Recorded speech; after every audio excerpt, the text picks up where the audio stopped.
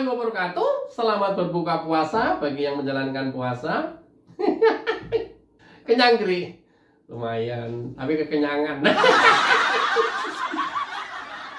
Ya namanya manusia, lapar, lemes, katanya masih puasa. Begitu udah buka, katanya kekenyangan.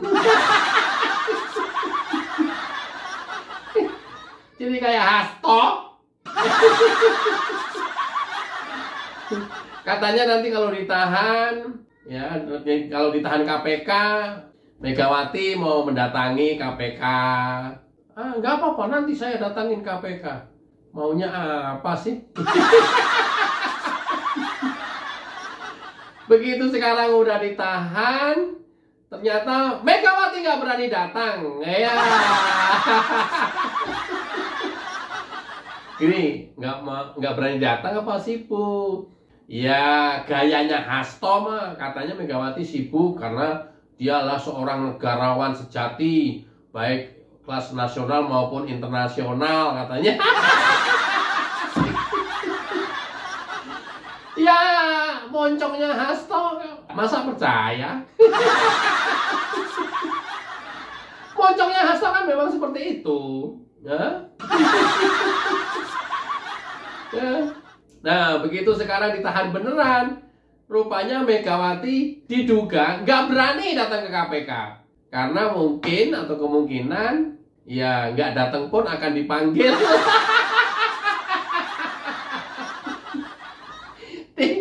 Dimintain keterangan tentang, ya ada loh surat yang ditantanganin Megawati. Mungkin dugaan saya, atau hal-hal yang terkait dengan tersangka hasto kasus penyuapan komisioner KPU.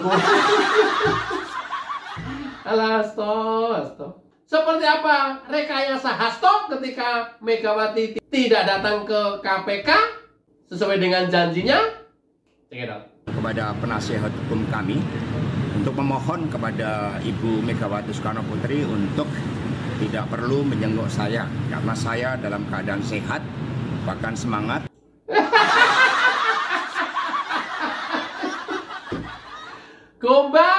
Gombal hasto, moncong. Aduh, lancip pisan punya moncong. Yang mau besokluk tuh siapa?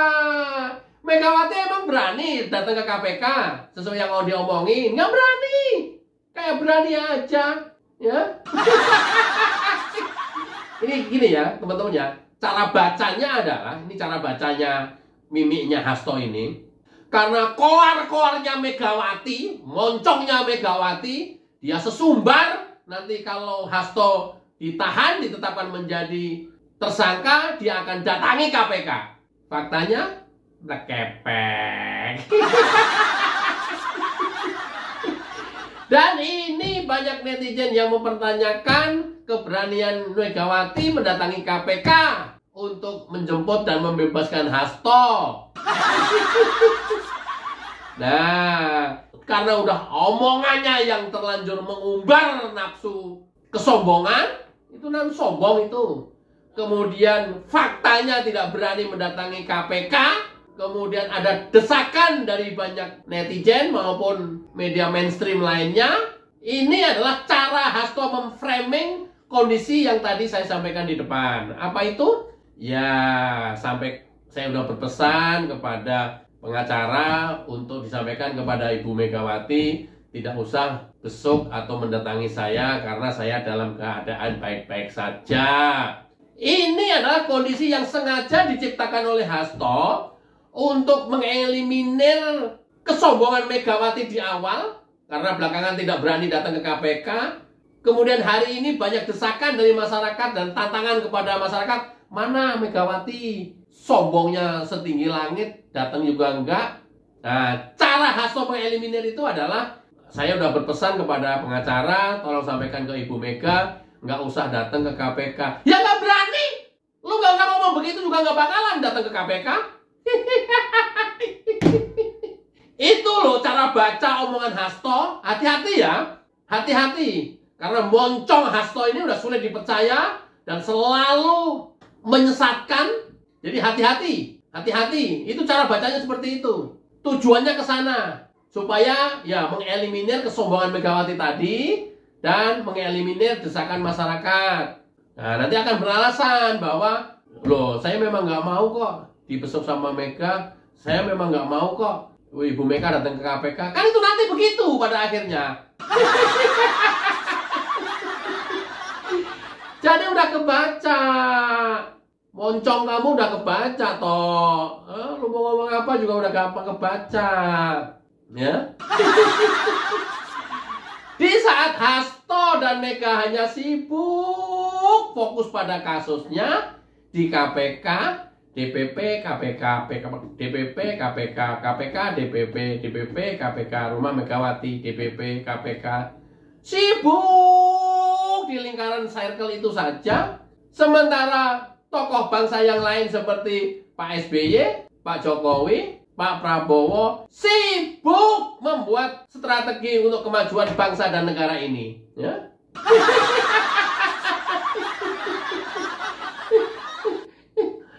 Kemudian para netizen kita ini karena cerdas-cerdas memplesetkan kode nomor 678 buntut. Atau nomor apa ini? Judi online gini. Ya, 678 ini rupanya dipakai simbol di mana-mana, kemudian dipakai tagar, dipakai untuk menjawab isu serta provokasi Indonesia gelap yang demonya belakangan ini marak. Ternyata Indonesia gelap itu kodenya 5. Ada yang ngerti nggak nih? Indonesia gelap itu kodenya 5. Artinya apa? Benar, Indonesia gelap itu dulu pada saat kepemimpinan Presiden Megawati, yaitu Presiden kelima. Itulah yang gelap. Hari ini Indonesia gelap, Indonesia gelap. Ndokmu bungker. Indonesia gelap, Indonesia gelap. Logo jarang Indonesia gelap. Sekarang itu adalah eranya 678. Apa itu? Ya, bersatunya Presiden ke-6 SBY, Presiden ke-7 Joko Widodo, dan Presiden ke-8 Prabowo Subianto. Ini adalah Indonesia tercerah, Indonesia maju menuju Indonesia emas. Indonesia gelap, Indonesia kan. Ya kalau ini apa nih? Bahasanya ini apa ya? Mata ya. Kalau mata mau picek ya pasti gelap Indonesia. Gini, jangan kayak gitu. Gila tuh apa dong? Indonesia gelap.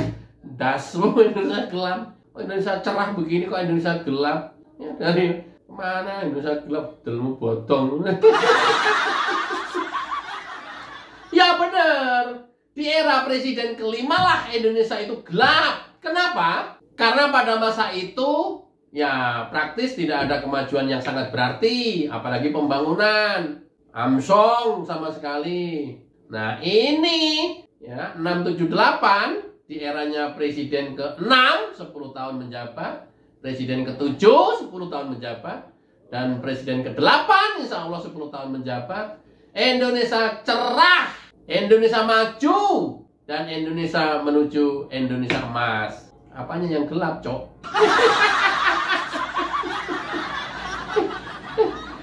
Pembangunan di mana-mana. Presiden ke-8 sekarang fokus ke kesejahteraan rakyat.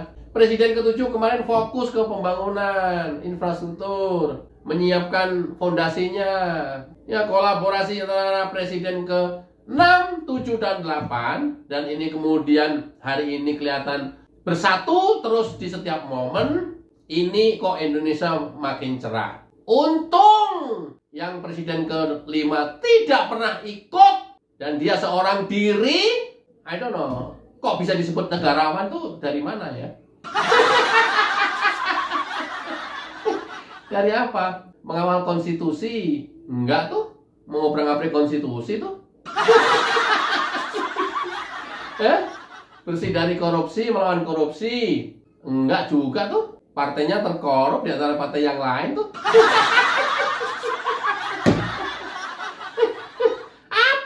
Apa yang diharapkan dari seorang Megawati dan apa yang bisa kita harapkan dari seorang PDIP?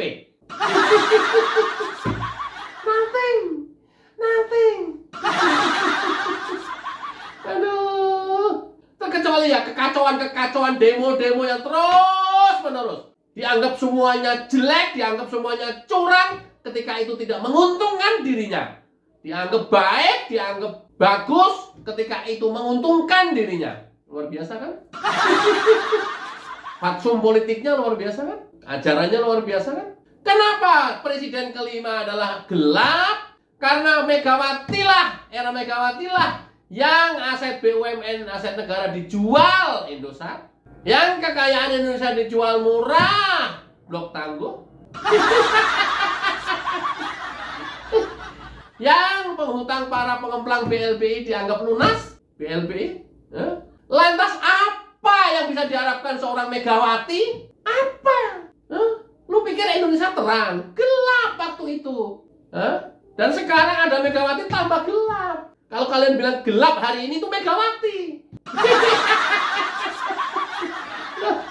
Oh, ngajarin kader-kadernya untuk melawan pemerintahan kan gila ini mah. Untuk membangkang kepada pemerintahan kan gila ini mah. Ya maklum sih petugas partai doktrinnya susah. Untung Ganjar nggak jadi. Kalau jadi apa negara kita ini? Habis sama PDIP.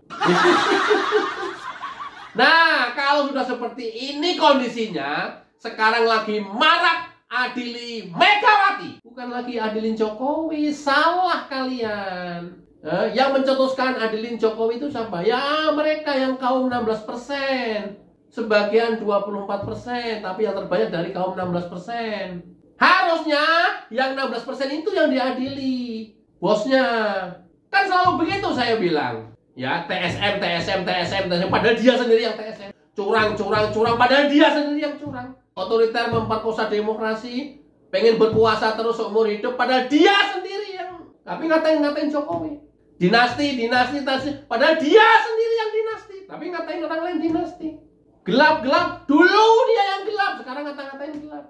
Sekarang rame, dia gaungkan adili Jokowi, padahal harusnya dia yang harusnya diadili. Adili Megawati. Hari ini sekarang lagi marak adili Megawati meluas di mana-mana. Rakyat diem, rakyat sibuk dengan kesibukannya, sibuk dengan pekerjaannya. Kalian bermain-main terus dengan narasi-narasi yang menyesatkan. Kalian bermain-main terus demi kepentingan pribadi, kelompok dan partainya, mengorbankan kepentingan rakyat, demi bos kalian, demi ketum kalian. Rakyat diem saja. Ada saatnya Allah yang akan membalikkan itu semuanya. Sekarang hari ini nih, adili Megawati. Kalau adilin Jokowi mungkin buktinya susah. Kalau adilin Megawati, kalau itu mau dijalankan, gampang buktinya. Audit Indosat, bongkar semuanya. Audit blok tangguh kenapa dijual murah ke Tiongkok. Buka semuanya. Yang paling gampang audit BLBI kenapa dibuat lunas. Ya. Oke, jangan lupa kita gaungkan adili Megawati. Mudah-mudahan bermanfaat. Wassalamualaikum warahmatullahi wabarakatuh. Ciao.